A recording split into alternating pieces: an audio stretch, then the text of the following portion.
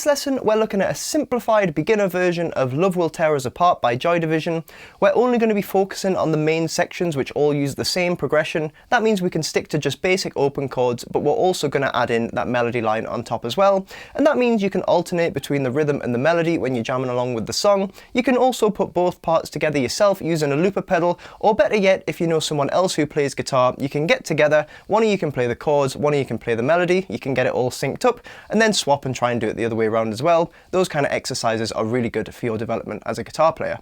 Now I will likely come back in future and do a true to the original version of this song where we get rid of the capo and add in some of the bar chords and the other sections, but for now we're keeping it super beginner friendly as part of series 4 of my beginner course, where we're adding in melodic elements as well as just the basic chords. So check out the playlist in the description for more similar riffs and songs to this one, and also anything that you're unsure about in this lesson you can brush up on in the previous series of my beginner course on the channel as well. Like most of the lessons in this series, we're going to start with the chords and then add the melody on top, so let's dive in. So most of the song uses the same chord progression. It comes in along with the main riff just after that build-up at the start, so use the build-up of the drums and things to guide you into the first section, and then from then on it's only really the bridge and the outro where the chords change, so for the most part you can just strum along using these same 4 chords. As you can see, we've got the capo on the 2nd fret to get us in the right key, and the 4 chords that we need, all basic open chords, are D minor, C major, A minor, and G. And it's 1 bar each, so we've got 1, 2, 3, 4, 1, 2, 3, 4, 1, 2, 3, 4, 1, 2, 3, 4, D minor, 2, 3, 4, C, 2, 3, 4, A minor, 2, 3, 4, G, 2, 3, 4. No particularly tricky changes in there either. The only slightly tricky one, I guess, is the G moving to the D minor. But if you use this version of G that I quite like, where you've got the 3rd finger and the little finger on the top 2 strings, you can actually keep the 3rd finger pressed down. That acts as kind of an anchor, and all the other fingers can pivot around it because it stays in the same place when you move to that G to the D minor. So I would say keep that 3rd finger down, and it might just help smoothen that change and make it a bit more efficient. Nothing too tricky about the rhythm either. We're going to be using the old faithful strumming pattern, which is the famous down, down, up, down, up pattern. I've done a video on this which I'll pop a link to in the video cards, but if we add that into the progression, remember it's only 1 bar on each chord, so down, down, up, down, down, down, up, down, down, down, up, down, down, down, up, down. You might notice that sometimes there's an optional up strum at the end of each chord. Sometimes that up strum takes place while the chord's actually changing. So for example, as I'm moving between the D minor and the C, you might hear this. Just kind of open string noise. Sounds really horrible when you slow it down, but when you play at full speed, you don't notice it at all.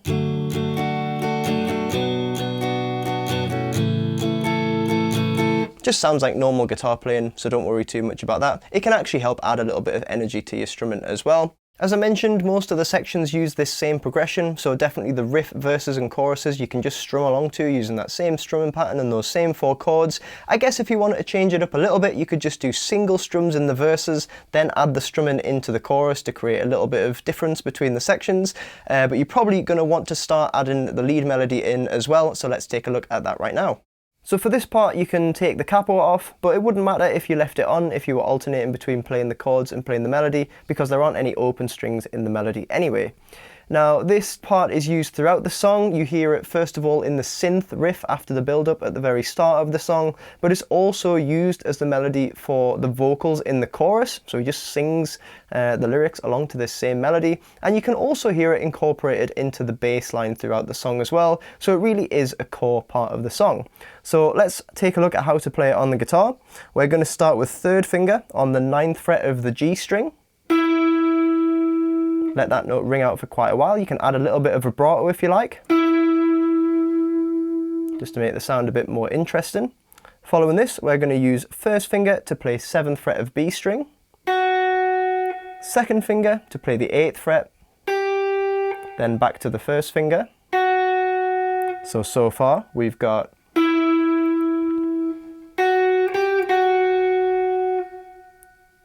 Following this, we're moving back to the G string, and it's going to be third finger on the 9th fret again, then first finger on the 7th fret. So if we put all that together,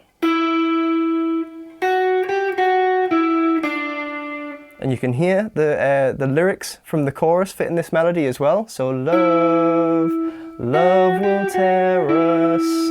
And then for the apart, we've already played the first finger on the 7th fret G, so we're now going to play third finger on the 9th fret D. And then to finish it off, we're going to use the first finger on the 7th fret G, and then we're going to roll the first finger across the string onto the D string.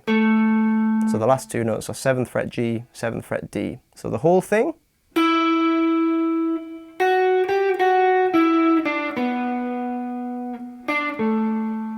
So we've got love, love will tear us apart again.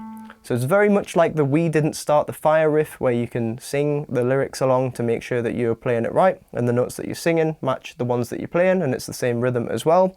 The only kind of technical part of this one, I guess, is the last two notes where you want to roll the first finger from the G string onto the D string. So the difference between a roll and a jump when you're playing lead guitar, if I jump the finger, so I use the tip of the first finger to play 7th fret G and then jump the tip of the finger to the D string, I'm always going to get a little bit of a gap like this.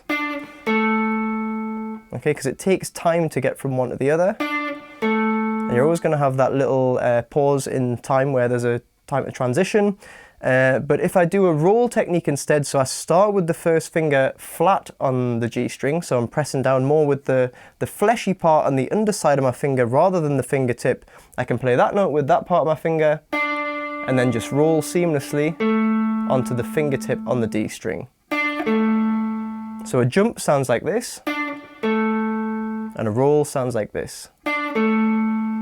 And also, once you have rolled onto the tip of the finger, it means the underside of the finger will keep that G string nice and quiet, so you're not going to end up with both notes ringing out together in a bar like that either. So it just keeps it nice and neat and nice and smooth and legato sounding. So that melody, once again.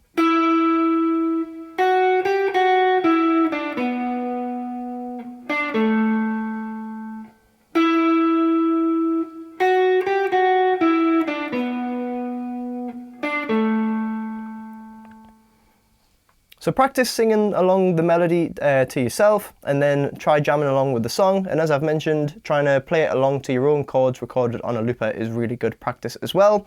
But those are the notes for the lead part, and now let's take a look at the picking.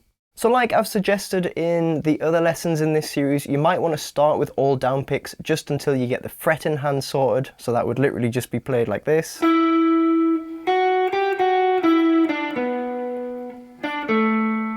But then as soon as you're comfortable and you don't have to think about the notes anymore, definitely start getting some alternate picking in. Now you can definitely start this one off just with complete alternate picking. So down, up, down, up, down, up, down, up, down. That would be a good option. You could also start with two down picks because the first note rings out for quite a while. So start with that first down pick on the G string, let that note ring out, and then start again with the down picking on the B string. So from that point it would be down, up, down, up, down, up, down, up.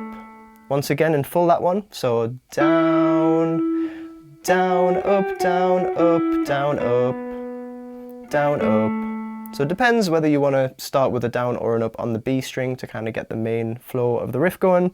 And the only other option really is the final two notes where you're doing that roll. First of all, you've got to synchronize the picking with the roll, which is quite difficult. But you're aiming for that super smooth synchronized sound between the two hands. And the other option that you've got is whether you do down up or up down. You can kind of interchange and fit in either with any of the alternate picking patterns at that point. It just depends on whether you prefer inward or outward picking. There's more information on that in my alternate picking lesson, which I'll pop a link to. But essentially the outward picking would be down on the G string, roll the finger and then go up on the D string. Inward picking, where you're picking towards the middle of the two strings, would be up pick on G and then down pick on D. Now, as usual, you don't have to follow these picking patterns exactly. You might find that you do a double down pick or a double up pick somewhere, and that's just what feels comfortable to you. If that is the case, then just roll with it, because everyone picks slightly differently, but definitely try and get away from everything being a down pick, because I think that's a little bit of a bad habit. Yeah, not too difficult of a riff, this one, so good opportunity to start mixing in some of that alternate picking and getting everything nice and synchronized and smooth. So there you have another tune to jam along to and explore mixing the lead and rhythm parts. As I mentioned in the intro, it's great practice to jam along with the original track to make sure that you're in time, but you can also use a looper pedal to put the parts together, or better yet, practice with another guitar player if you know anyone else who plays guitar. They're all really good ways of practicing. Remember, you can find more songs and riffs like this one in Series 4 of my beginners course. The playlist link is in the description, and anything that you're unsure about you can brush up on in the previous series of my course just on my channel as well. I'd be really grateful if you liked the video, if you found it helpful, and remember, you can subscribe to the channel if you want to follow along with the lessons as well. There's more songs like this one on the way, so I'll see you in the next lesson.